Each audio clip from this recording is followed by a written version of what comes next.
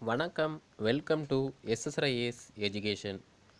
So இந்த வீடியோவில் வந்து நம்ம என்ன பார்க்க போகிறோம்னு பார்த்தீங்கன்னா, பிஜிடிஆர்பி ஹிஸ்ட்ரிக்கு வந்து நம்ம ஆல்ரெடி வந்து கோச் அண்ட் கைடு வந்து பண்ணிகிட்ருக்கோம். அது மட்டும் இல்லாமல் Tamil medium plus English medium 2 மீடியத்துக்குமே வந்து பார்த்திங்கன்னா டெஸ்ட்டு பேஜ் ப்ளஸ் மெட்டீரியலும் வந்து நம்ம காண்டக்ட் பண்ணிகிட்ருக்கோம். ஓகேவா?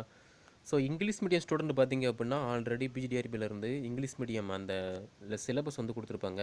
அதை பேஸ் பண்ணி பார்த்திங்க அப்படின்னா நம்ம தமிழ் மீடியம் ஸ்டூடெண்ட்டுக்கு நம்முடைய எஜுகேஷன்லேருந்து பிஜிடிஆர்பி ஹிஸ்ட்ரி சிலபஸ் வந்து நம்ம தமிழ் மீடியத்தில் வந்து அரேஞ்ச் பண்ணியிருக்கோம். ஓகேவா? ஸோ இந்த டாபிக் எல்லாமே வந்து பார்த்திங்க அப்படின்னா பிஜிடிஆர்பி ஹிஸ்ட்ரி இங்கிலீஷ் மீடியத்தை கம்பேர் பண்ணி தான் எடுக்கப்பட்டது.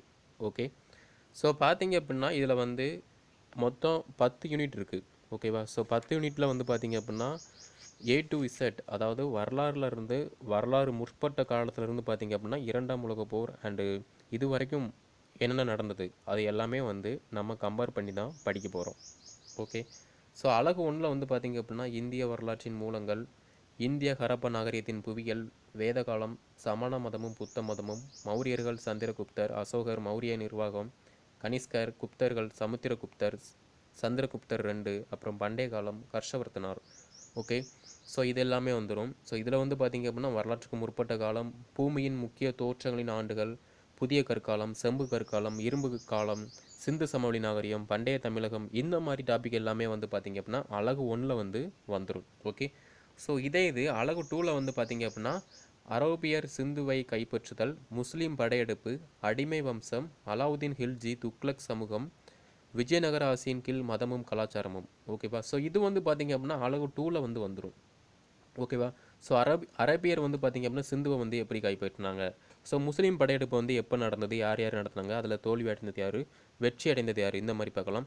ஸோ அடிமை வம்சம், ஸோ அடிமை வம்சத்தில் வந்து யாரெல்லாம் இருந்தாங்க, என்னென்ன பண்ணாங்க, அதை பற்றி பார்க்க போகிறோம். ஸோ நெக்ஸ்ட் பார்த்திங்கன்னா விஜயநகர ஆட்சியின் கீழ் மதமும் கலாச்சாரமும். ஓகேவா? ஸோ விஜயநகர ஆட்சியில் வந்து பார்த்திங்க அப்படின்னா மதம் எப்படியே பின்பற்றினாங்க, அதே மாதிரி அவங்களுடைய கலாச்சாரம் வந்து எப்படி வளர்க்கப்பட்டது, எப்படி இருந்தது, இதை பற்றி வந்து பார்த்திங்க அப்படின்னா நம்ம பார்க்க போகிறோம் அழகு 2ல் வந்து. அதே மாதிரி பார்த்திங்கன்னா அழகு 3ல் வந்து பார்த்திங்க அப்படின்னா முகலாயர்கள் பாபர் முதல் அவுரங்கசீப் வரை, கர்ஷா சூரி நிர்வாகம், மகளாயர் ஆட்சியில் சமூகம், மதம் மற்றும் கலாச்சாரம், சிவாஜி மராத்திரிகளின் நிர்வாகம். ஓகேவா? ஸோ இது வந்து பார்த்திங்க அப்படின்னா அழகு 3ல் வந்துடுது. ஸோ இதில் வந்து பார்த்திங்க அப்படின்னா மகளாயர்கள் பாபர், ஹுமாயூன், ஹர்ஷா, அக்பர், ஜஹாங்கீர், அப்புறம் நூர்ஜஹான், ஷாஜஹான், அவுரங்கசீப், சிவாஜி, இது எல்லாமே வந்து பார்த்திங்க அப்படின்னா அழகு 3ல் வந்து வந்துடும். ஸோ அழகு 3 வந்து பார்த்திங்கன்னா மிக மிக முக்கியமான டாபிக்ஸ். ஓகே. அடுத்து அழகு 4 வந்து பார்த்திங்க அப்படின்னா இந்தியாவில் ஆங்கிலேயர் ஆட்சி நிறுவுதல், Robert Clive, Warren Hasting, Cornwallis, அப்புறம் வெல்லோஷி, வில்லியம் பெண்டிங், டால்கேசி. ஸோ இது எல்லாமே வந்து பார்த்திங்க அப்படின்னா டிஎன்பிசி எக்ஸாம் படித்தோம் அப்படின்னா இந்த இது வந்து ரொம்பவே யூஸ்ஃபுல்லாக இருக்கும். ஆனால் டிஎன்பிசிக்கு வந்து வேறு சிலபஸ், பிஜிடிஆர்பிக்கு வந்து வேறு சிலபஸ். ஓகேவா? ஸோ டிஎன்பிசிக்கு வந்து பார்த்திங்க அப்படின்னா நம்ம குரூப் 4க்கு வந்து 6 to 10th படிப்போம், குரூப் 1க்கு வந்து 6 to 12th படிப்போம். ஓகே. ஆனால் பிஜிடிஆர்பி எக்ஸாம் வந்து பார்த்திங்க அப்படின்னா 6 to 12th படிக்கணும், ப்ளஸ் யூஜி பிஜி இந்த நோட்ஸ் எல்லாமே வந்து நம்ம படிக்க போகிறோம். ஓகேவா? ஸோ நம்ம எக்ஸ்ட்ரா கொஞ்சம் படிக்கணும். அதே மாதிரி அழகு 4ல் வந்து பார்த்திங்க அப்படின்னா ஆங்கிலேயர்கள், பிரெஞ்சுக்காரர்கள், கர்நாடக போர், Robert Clive, Warren Hastings, Cornwallis, வெல்லோஜி பிரபு, வில்லியம் பெயிண்டிங், அப்புறம் டல்கேசி பிரபு, தமிழகத்தில் நாயக்கர் ஆட்சி, தஞ்சாவூரில் மராத்தியர்கள் ஆட்சி, இந்த மாதிரி எல்லாமே வந்து பார்த்திங்க அப்படின்னா அழகு 4ல் வந்து வந்துடும். ஓகேவா? ஸோ இது வந்து மிக மிக முக்கியமான பகுதி. அடுத்து அழகு 5 பார்த்திங்க அப்படின்னா மாபெரும் கிளர்ச்சி 1857, இந்தியாவில் 19ஆம் நூற்றாண்டில் சமூக சமய சீர்திருத்த இயக்கங்கள், இந்திய தேசிய இயக்கம் 1858, அதாவது 1858லேருந்து 1947 வரை இந்திய அரசியலமைப்பு வளர்ச்சி. ஓகேவா? ஸோ இதுவும் வந்து பார்த்திங்க அப்படின்னா மிக மிக முக்கியமான பகுதி. ஓகே. ஸோ இதில் வந்து பார்த்திங்க அப்படின்னா தமிழ்நாட்டின் பண்பாட்டு மரபுகள், அபினி போர், முதல் உலகப்போர், சர்வதேச சங்கம், இத்தாலியில் பாசிசம், ஜெர்மனியில் நாசிசம், இந்த மாதிரி டாபிக் எல்லாமே வந்து பார்த்திங்க அப்படின்னா இந்த அழகு 5ல் வந்து நம்ம கவர் பண்ணிடுவோம். ஓகே. அடுத்து 6வது அழகு யூனிட் 6 பார்த்திங்க அப்படின்னா இந்தியாவில் இருந்து சிற்றரசுகள் இணைப்பு, இந்திய குடியரசின் அரசியலமைப்பு, காந்தி நேரு சகாப்தம், வளாக விவரங்களின் இந்தியாவின் பங்கு. ஓகேவா? ஸோ இந்தியாவில் இருந்த சிற்றரசுகளின் இணைப்பு. ஓகேவா? ஸோ இந்தியாவில் இருக்கக்கூடிய சின்ன சின்ன அரசாக இருந்திருக்கும் இல்லையா, சிற்றரசு, அந்த அரசு எல்லாத்தையுமே வந்து எப்படி இணைக்கப்பட்டது அதை பற்றி பார்க்க போகிறோம். அது மட்டும் இல்லாமல் இந்திய குடியரசின் அரசியலமைப்பு. ஓகேவா? இந்தியாவில் வந்து அரசியலமைப்பு வந்து எப்படி இருந்தது, அதே மாதிரி காந்தி நேரு சகாப்தம், வளாக விவகாரங்களில் இந்தியாவுடைய பங்கு, இது எல்லாமே பற்றி நம்ம பார்க்க போகிறோம். அடுத்து அழகு 7 வந்து பார்த்தீங்க அப்படின்னா, தமிழ்நாடு வரலாற்றின் மூலங்கள், சங்க காலமும் அதன் கலாச்சாரமும், பல்லவர் வம்சம், பல்லவர் ஆட்சியில் சமூக, பொருளாதார, சமய மற்றும் கலாச்சார வளர்ச்சிகள், சோழ ராஜாங்கம் மற்றும் நிர்வாகமும், சமூக வாழ்க்கை, சமயம் மற்றும் கலாச்சாரம். இது எல்லாமே வந்து பார்த்தீங்க அப்படின்னா, யூனிட் 7ல் வந்து வந்துடுது. ஓகே.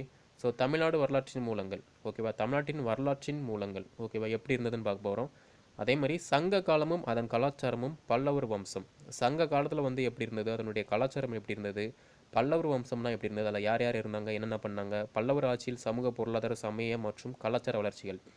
பல்லவர் ஆட்சியில் வந்து பார்த்திங்க அப்படின்னா சமூகம்னா எப்படி இருந்தது, பொருளாதார வளர்ச்சி எப்படி இருந்தது, அதே மாதிரி சமய மற்றும் கலாச்சார வளர்ச்சிகள்.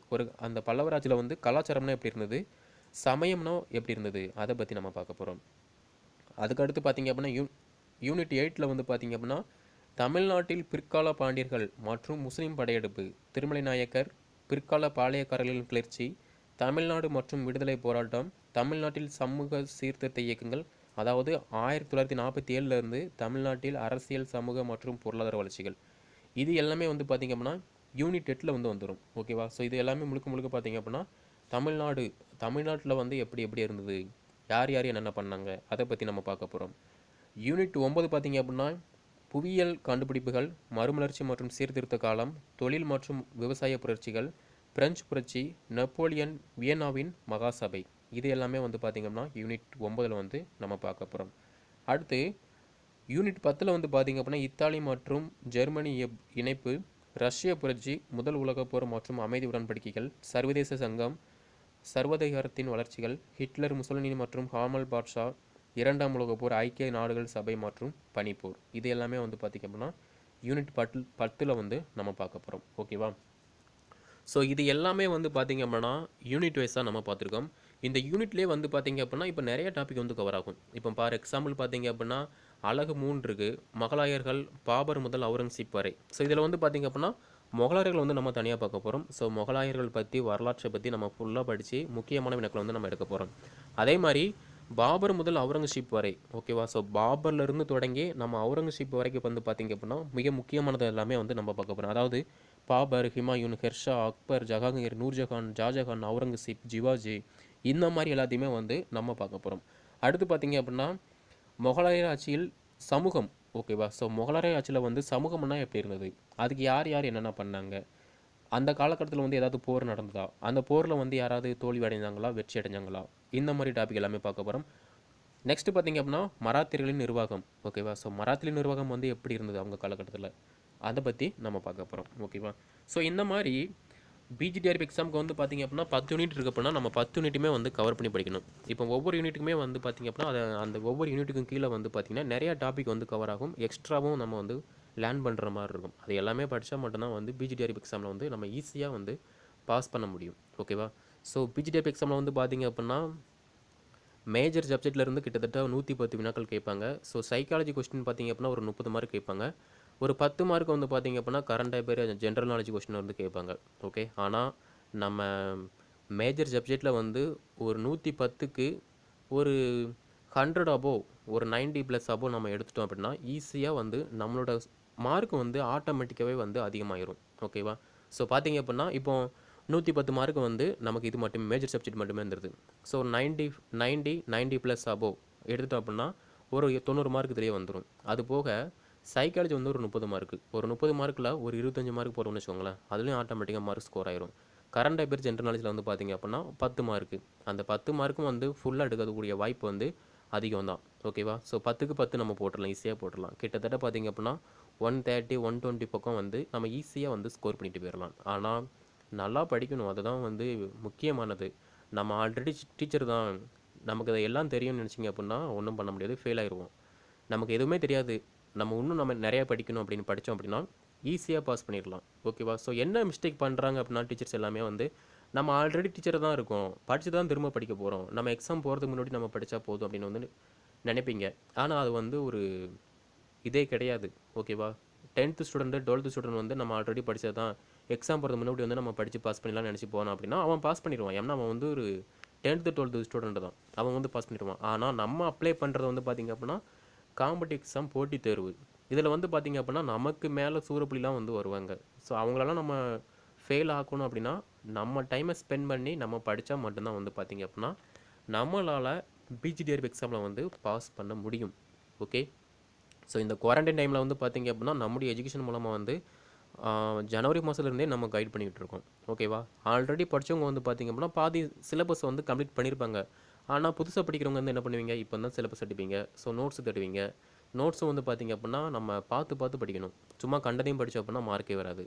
பார்த்து படித்தா தான் நமக்கு உண்டான மார்க்கை வந்து லேர்ன் பண்ண முடியும். அதே மாதிரி பார்த்திங்க அப்படின்னா மேபி ஸ்கூல் ஓப்பன் ஆயிடுச்சு அப்படின்னா டீச்சர்ஸ் எல்லாமே வந்து ஸ்கூலுக்கு போயிடுவீங்க. ஸோ அப்படி இருக்கும்போது டைம் இருக்காது. ஆல்ரெடி படித்த டீச்சர்ஸ் என்ன பண்ணுவாங்க, நல்லா படிச்சுக்கிட்டே இருப்பாங்க, லேர்ன் பண்ணிகிட்டே இருப்பாங்க. ஆனால் படிக்காத டீச்சர்ஸ் என்ன பண்ணுவீங்க, அப்படி தான் இருப்பீங்க. சிலபஸ் கம்ப்ளீட் பண்ண முடியாது, ஒன்றும் பண்ண முடியாது. ஓகே. ஸோ முடிஞ்ச அளவுக்கு பிஜிடிஆர்பி எக்ஸாம் வந்து கண்டிப்பாக கால்பர் ஆகும். அதுக்கு தகுந்த மாதிரி உங்களை நீங்கள் வந்து ப்ரிப்பேர் பண்ணிக்கிட்டீங்க அப்படின்னா ஈஸியாக வந்து பாஸ் பண்ணிட்டு போயிடலாம். அதாவது கனவு மட்டும் இருக்கக்கூடாது, அதுக்கு தகுந்த மாதிரி நம்முடைய முயற்சியும் வந்து இருக்கணும். அதுதான் வந்து மிக மிக முக்கியமானது. அது எந்த போட்டி தேர்வாக வேணா இருக்கட்டும், டிஎன்பிசியாக இருக்கட்டும், யூபிசியாக இருக்கட்டும், எதுவாக வேணா இருக்கட்டும். கனவு மட்டும் நான் வந்து டிஎன்பிசி பாஸ் பண்ணி போகணும், பிஜிடிஆர்பி எக்ஸாம் பாஸ் பண்ணி டீச்சர் ஆகணும் அப்படின்னு கனவு மட்டும் கூடாது. அதுக்கு தகுந்த மாதிரி நம்முடைய முயற்சி இருக்கணும். அதுக்கு உண்டான செலவை வந்து நம்ம செலவழிக்கணும். சும்மா சோசியல் மீடியா அண்டு சும்மா ஸ்பெண்ட் பண்ணுறது வந்து வேஸ்ட்டு.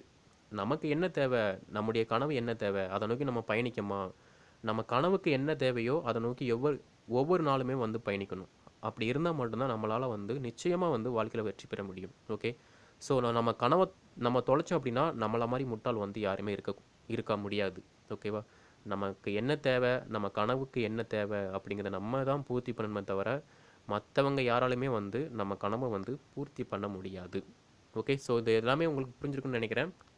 ஸோ எனிவே பிஜிடிஆர்பிக்கு ஹிஸ்ட்ரிக்கு வந்து பார்த்திங்க அப்படின்னா இனி வரக்கூடிய காலங்களில் வந்து நம்முடைய எஜுகேஷன் மூலமாக வந்து பார்த்திங்க அப்படின்னா டெஸ்ட் பேஜ் அண்ட் மெட்டீரியல் எல்லாமே வந்து நம்ம காண்டாக்ட் பண்ண போகிறோம். ஆல்ரெடி காண்டாக்ட் பண்ணிட்டு தான் இருந்தோம். பட்டு ஒரு சில காரணங்களால் வந்து பார்த்திங்கன்னா தினங்களில் வந்து நம்ம காண்டாக்ட் பண்ண முடியலை. ஸோ இனி வரக்கூடிய காலங்களில் வந்து பார்த்திங்கன்னா ஆல்ரெடி நேற்றே வந்து இந்த சிலபஸ் வந்து நான் சென்ட் பண்ணிட்டேன் அந்த பிஜிடிஆர்பி டீச்சர்ஸ்க்கு வந்து. ஓகே. ஸோ இனி வரக்கூடிய காலத்தில் வந்து பார்த்திங்கன்னா டெஸ்ட் இருக்கும், ப்ளஸ் ஆடியோடைய கிளாஸ் இருக்கும், முக்கியமான நோட்ஸ் இருக்கும். இது எல்லாமே வந்து நீங்கள் பின்பற்றுற மாதிரி இருக்கும். ஓகேவா. ஸோ ஏதாவது டவுட் இருந்துச்சு அப்படின்னா கீழே டிஸ்கிரிப்ஷனில் வந்து நீங்கள் வாட்ஸ்அப் நம்பர் கொடுத்துருக்கேன், அதை நீங்கள் காண்டாக்ட் பண்ணி நீங்கள் சால்வ் பண்ணிக்கலாம். அதே மாதிரி நம்முடைய வாட்ஸ்அப் குரூப் ப்ளஸ் டெலிகிராம் குரூப்பில் இருக்க டீச்சர்ஸ் வந்து பார்த்திங்க அப்படின்னா எனி டைம் எனிவேர் நீங்கள் கால் பண்ணி உங்களோட டவுட்டை வந்து கிளியர் பண்ணிக்கலாம். ஓகேங்களா. ஸோ இந்த வீடியோ பிடிச்சிருந்துச்சு அப்படின்னா லைக் பண்ணுங்கள். மறக்காமல் பிஜிடிஆர்பிக்கு ஹிஸ்ட்ரி படிக்கக்கூடிய டீச்சர்ஸ்க்கு வந்து இந்த வீடியோ வந்து ஷேர் பண்ணுங்கள், அவங்களும் வந்து பயன்படுத்தும். ஸோ மேலும் வினாக்கள் பெற நம்முடைய சேனலை வந்து சப்ஸ்கிரைப் பண்ணிக்கோங்க. பக்கத்தில் ஒரு பெல் ஐக்கனை வந்து கிளிக் பண்ணி வச்சுக்கோங்க. நன்றி, வணக்கம்.